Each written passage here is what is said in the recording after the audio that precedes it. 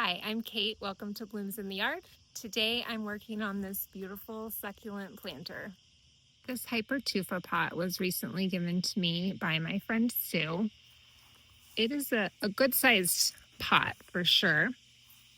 She gave it to me because I had this pedestal, this bottom one, and I was wanting a bowl shape. And she was like, oh, those ones I make would be perfect. And so she gave it to me, which is awesome.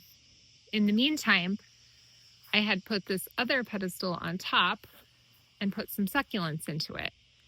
So what I'm gonna do, I think, is put the bowl on top of both pedestals and fill the bowl with as many succulents as I can find in my garden. So I'll take these ones out. I'm gonna use all of these because this isn't getting enough sun anyway, and this is so pretty. Won't that be nice trailing out of the bowl? And then in this container, this succulent is getting a little overwhelmed by other plants anyway. So I think that this container will be just fine without it. I'm hoping that I have enough succulents to fill it up. So this is one of the succulents that I'm going to borrow for my other pot. I'll probably have to fill it in with something else here. But this pot doesn't look too great anyway because I kind of neglected it when I went on a little weekend trip. So we'll be borrowing this guy. And I'm also going to borrow this one from this pot. Now, I should have clipped these off sooner where they're starting to bloom. Hopefully I don't lose this one. I'm not sure if that's a thing, but we're going to borrow him from this pot.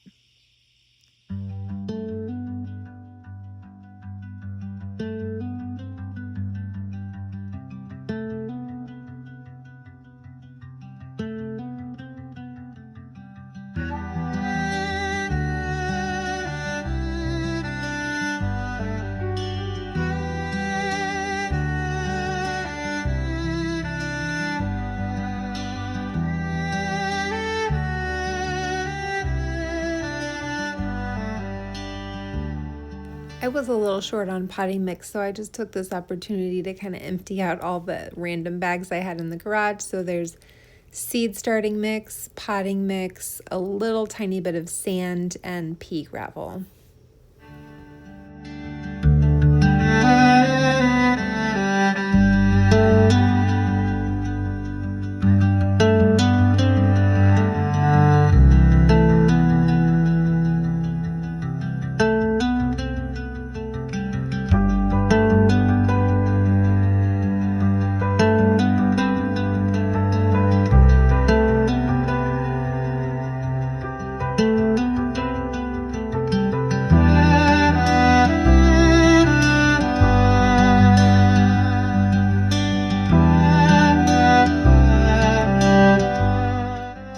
Have one of the tags.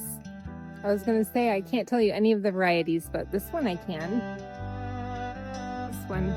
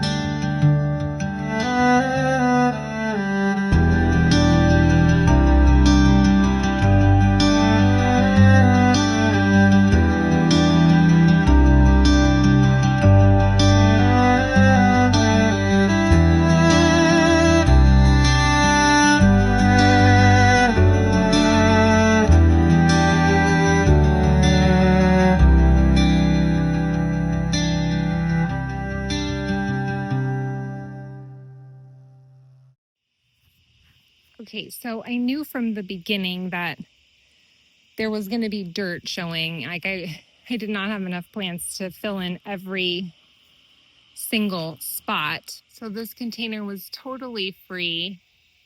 I just used all of the succulents and hens and chicks that I had around. And like I said, most of these were in pots where the plants around them were starting to overgrow them anyway. So it's not a huge loss to those planters. Am I making you dizzy with my spinning?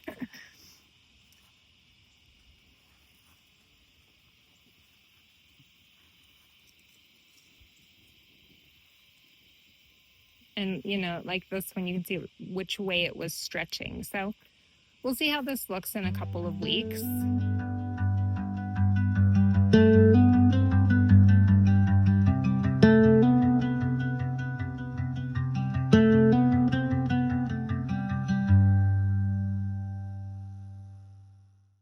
I love Hypertufa pots because they look more like natural stone and they're also super lightweight and you can make them yourself.